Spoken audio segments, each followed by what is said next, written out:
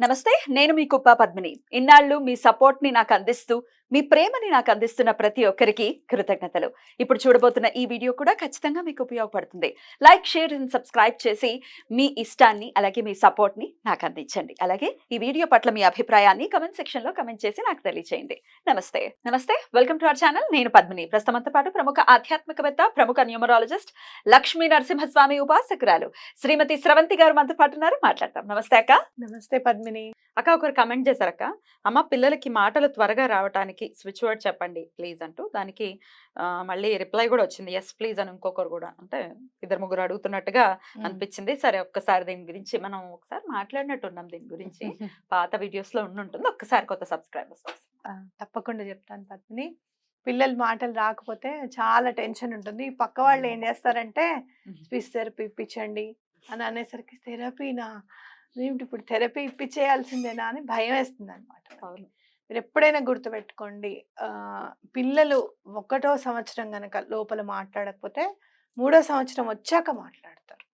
అస్సలు మాట్లాడారా అంటే అత్త అమ్మ అనేది అంటారు. ఇప్పుడు అమ్మ నాన్న మాత్రమే అంటున్నారు, మిగతా అనట్లేదంటే వాళ్ళకి మాటలు వచ్చినట్ట వచ్చినట్టే. వచ్చినట్టే. సెంటెన్స్ ఫార్మేషన్ అనేది కొంచెం 3rd ఇయర్ దగ్గర పడుతున్నప్పుడు వస్తుంది. సెంటెన్స్ ఫార్మేషన్ నాకు ఇది కావాలి అని చెప్పడానికి కావడానికి 3rd ఇయర్ రావాలి ఖచ్చితంగా పిల్లలకి. కొంతమందికి బాగా వచ్చేస్తే సంవత్సరం లోపల వస్తాయి, కానీ ఎక్కువగా మాత్రము 2వ సంవత్సరం నిండబోతున్నప్పుడు వస్తాయి. అస్సలు రాకపోవడం అంటే ఏంటి? అస్సలు రాకపోవడము అని అంటే వినపడకపోవడం కూడా ఉంటుంది. ఆబ్వియస్ గా వినపడలేదంటే వాళ్ళకి అది కాబట్టి అట్లా కూడా కాదు, వినబడుతోందండి మాట్లాడడం లేదు అని అంటే మిమ్మల్ని మీరు చెక్ చేసుకోవాల్సింది ఏంటి అని అంటే, మొబైల్ ఇస్తున్నారా చేతికి, ఎక్కువగా మొబైల్ వాడకం ఏమన్నా ఉందా, ఎందుకు అని అంటే చాలా రేడియేషన్ వల్ల చాలా ఇబ్బంది పడి కూడా మాటలు రాకుండా అవుతుంది అనమాట పిల్లలకి. ఇప్పుడు అదొకటి గమనించుకోవాలి. సరే అన్నీ కాదండి, ఇంకా 3వ సంవత్సరం వస్తున్నా కూడా మా పిల్లలకి సెంటెన్స్ ఫార్మేషన్ రావడం లేదు, 2 నుండి 3-4 నెలలు అయినా కూడా ఇంకా మాట్లాడట్లేదు, సౌగ్గిలు చేసి ఎక్స్ప్లెయిన్ చేస్తుంటారు అది కావాలి ఇది కావాలి అని చెప్పి.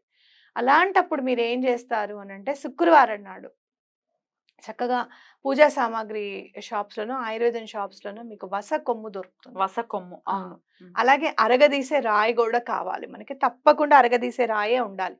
ఏదైతే గంధాన్ని మనం అరగదీస్తామో వస కొమ్మును కూడా దాని మీదే అరగదీస్తాం అనమాట. అయితే కొంచెం వాటర్ వేసి వస కొమ్ముని అరగదీయాలి. అరగదీసే ముందు అమ్మవారి దగ్గర పెట్టండి కాసేపు. ఫస్ట్ రోజు వస కొమ్ము గురువారం నాడే తెచ్చుకోవడానికి ఉండదు, శుక్రవారం నాడే తెచ్చుకోవాలి వసకొమ్ము. పొద్దున్నే వెళ్ళి తెచ్చేసుకొని మీరు స్నానాధికాలు పూజ కంప్లీట్ చేసుకున్న తర్వాతే వసకొమ్ము తెచ్చుకోవాలి. అది అమ్మవారి స్వరూపం, సరస్వతీదేవి స్వరూపం అనమాట. అది తెచ్చుకున్న తర్వాత అమ్మవారి దగ్గర పెట్టేసేయండి. సరస్వతి అమ్మవారి దగ్గర పెట్టండి. ఫోటో ఉంటుంది మీ దగ్గర, లేదు అంటే లక్ష్మీ అమ్మవారి దగ్గరైనా పెట్టండి. పెట్టేసిన తర్వాత అది తీసుకొని మీరు అరగదీయాలి. కొంచెం వాటర్ పోసుకొని కొంచెం. ఎంతసేపు పెట్టమంటారు అమ్మవారి దగ్గర? ఒక 2 hours అన్నా ఉండాలి కనీసం. ఓకే, మార్నింగ్ 8 కల్లా వెళ్ళి తెచ్చుకోవడము, అక్కడ 9 కల్లా పెట్టేసడము, 10:30, 11కి తీసుకొని అరగదీయడం స్టార్ట్ చేయడం. 8కి ఓపెన్ అవ్వలేదు షాపులు, 9కి వాళ్ళకి ముందు రోజు వెళ్ళి మేము పొద్దున్నే వచ్చి తీసుకుంటామండి, ఎప్పుడు రమ్మంటారో అడగండి. ఓకే, అయితే లేదు అంటే ఒక శుక్రవారం నాడు తెచ్చేసుకొని నెక్స్ట్ శుక్రవారం నుంచి పూజ స్టార్ట్ చేయండి. వారం రోజులు ఉంటుందిగా అమ్మవారి దగ్గర, అవునా? అది తెచ్చుకొని రాసుకున్న తర్వాత కొంచెం ఈ వసన ఏం చేస్తారంటే ఇట్లా ఇట్లా దగ్గరికి తీసుకొని తప్పకుండా ఒక గిన్నెలోకి తీసుకోవాలి. డైరెక్ట్ గా ఏది కూడా ఆ రాయి మీద నుంచి తీసి వాడకూడదు అనమాట. గంధం కూడా అంతే. అది అది చాలా తప్పనమాట, దోషం. అది తప్పకుండా ఇలా తీసుకొని మనం ఏదైనా ప్లేట్లోనూ దేని తీసుకొని అమ్మవారి దగ్గర పెట్టి సరస్వతి కవచం చదవండి. చదివిన తర్వాత కొంచెం ఇట్లా పేస్ట్ తీసుకొని నాలిక మీద రాయండి పిల్లలకి. సరస్వతి కవచం చదవటం రాకపోతే వినడమే, ఇంకా ఎవరికి వచ్చో వాళ్ళు చదవండి, లేదు అంటే వినండి, తప్పేమి లేదు. మీరు కూడా చక్కగా చదవడానికి ప్రయత్నం చేయండి. ఆ సరస్వతి కవచం చదివేటప్పుడు చదవడానికి ప్రయత్నం చేయండి. అలా మీరు అది తీసుకున్న తర్వాత తీసుకొని అమ్మవారి దండం పెట్టుకొని, పెద్దవాళ్ళు ఎవరైతే మీ ఇంట్లో ఉంటారో లేకపోతే తల్లిదండ్రులైనా పర్వాలేదు, తప్పకుండా ఈ వేలుతో నాలిక మీద రాయాలన్నమాట. ఉంగరం వేలుతో మీకు కుదిరితే ఐమని రాయండి, లేదు అనుకుంటే గనక అమ్మవారిని తలుచుకొని ఓం అని రాయండి. ఓం అయితే అన్నిటికీ పనికొస్తుంది కదా! ఉమ్. రాసేసి మాటలు వచ్చేటట్టుగా చూడమ్మా అని అమ్మవారికి దండం పెట్టుకోండి. అలాగే నేనిచ్చే స్విచ్ వర్డ్‌ని కూడా చదవండి. తప్పకుండా. ఏంటక్క స్విచ్? Lift kind divine. ఈ లిఫ్ట్ కైండ్ డివైన్ అనేది మాటలు రావడానికి అవకాశం ఉంటుంది. ఎన్నిసార్లు చదవాలి, ఎప్పుడెప్పుడు చదవాలి? పొద్దున్న 28 టైమ్స్, మధ్యాహ్నం 28 టైమ్స్, నైట్ 28 టైమ్స్. వాళ్ళకి అన్నం పెట్టేటప్పుడు కూడా లిఫ్ట్ కైండ్ డివైన్ అని అన్నం పెట్టచ్చు మీరు. ఫ్రూట్స్ పెట్టేటప్పుడు, పాలు పట్టేటప్పుడు, ఏవైనా కూడా మీరు ఆ స్విచ్ వర్డ్‌ని యూజ్ చేయొచ్చు అనమాట. ఇలా చేస్తే తప్పకుండా 5 శుక్రవారాల్లో మీరు తప్పకుండా మీరు మార్పు మార్పు అనేది చూస్తారు. వసతి తీసుకునేటప్పుడు చాలా కొంచెంగా తీసుకోవాలి, ఎక్కువగా పెట్టకూడదు. మళ్ళీ మోషన్స్ అవుతాయి. ప్రతి శుక్రవారం పెట్టాలక్క వస? ప్రతి శుక్రవారం పెట్టాలి. కొంచెమే చాలు, కొంచెమే. ఎక్కువ వేయొద్దు. ఇట్లా ఇట్లా అంటే మీరు ఎలా తీసుకుంటారు అని అంటే ఇలా వేలుతో ఇలా అనండి అంతే, కొంచెం ఇలా అంటుతుంది. దాంతోనే ఓం అని రాసేసి అమ్మవారికి దండం పెట్టుకొని మాటలు వచ్చేటట్టు చేయమ్మా అని చెప్పి దండం పెట్టుకోవడం. ఓం అని ఎక్కడ రాయాలి? నాలిక మీద. నాలిక మీద. నాలిక మీద ఆ వసతో ఓం అని రాసేయాలి అనమాట. నాలిక మీద వేలుతో రాసేసేయాలి. ఎలాగో వసని ఇట్లా తీసుకుంటాం కదా, తీసుకొని రాసేసేయాలి.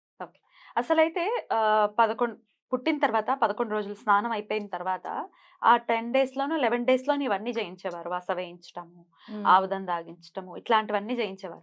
అది చేయలేని పక్షంలో ఎప్పుడైనా ఏ ఏజ్ లో అయినా వేయచ్చా? ఏజ్ లో అయినా చేయొచ్చు, తప్పేం లేదు. మాట రావాలి, అమ్మవారి కృప ఉండాలి మనకి అన్నప్పుడు తప్పకుండా ఇదేం తప్పు కాదు, అంతా ఆయుర్వేదం సంబంధించిందే కాబట్టి ఏం తప్పు లేదు ఇందులో. తప్పకుండా చేయొచ్చు అనమాట. కాకపోతే తెచ్చుకునేదేదో నిజంగా వసనేనా అనేది చూసి తెచ్చుకోవడము.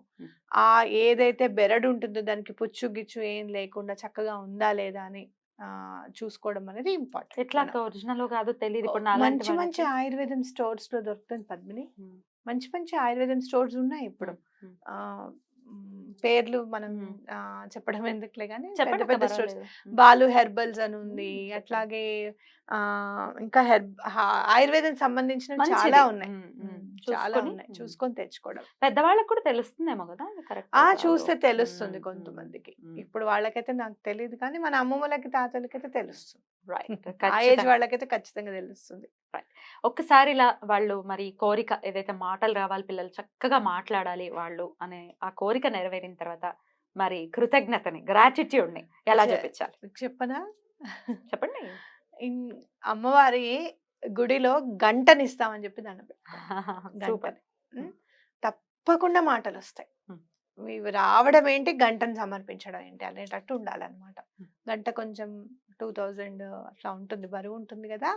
డబ్బులు దాచుకోండి, మాటలు వచ్చిన వెంటనే వెళ్ళి అమ్మవారి గుడిలో గంటనిస్తామని చెప్పి దండం పెట్టుకోండి. సరస్వతి ఆలయంలోనేనా? ఎక్కడైనా పర్వాలేదు, గుడిలో గంట ఇస్తాము. మీ ఇష్టం అడ్రస్ చేయాలి దీన్ని అని అనిపించింది. చాలా చక్కటి తరుణోపాయాన్ని చెప్పారు. ఖచ్చితంగా ఇలా మాటలు రావట్లేదు అంటే సరస్వతి కటాక్షం ఎక్కడో కింద లోపిస్తోందనే అర్థం చేసుకోవాల్సి ఉంటుంది. డెఫినెట్ గా సరస్వతి కటాక్షం చేత, శ్యామలమ్మ కటాక్షం చేత అందరి పిల్లలకి కూడా చక్కగా మాటలు రావాలి, చక్కగా వృద్ధిలోకి రావాలి, చక్కగా చదువుకోవాలి అని మనస్ఫూర్తిగా కోరుకుంటూ thank you so very much అక్క. నమస్తే.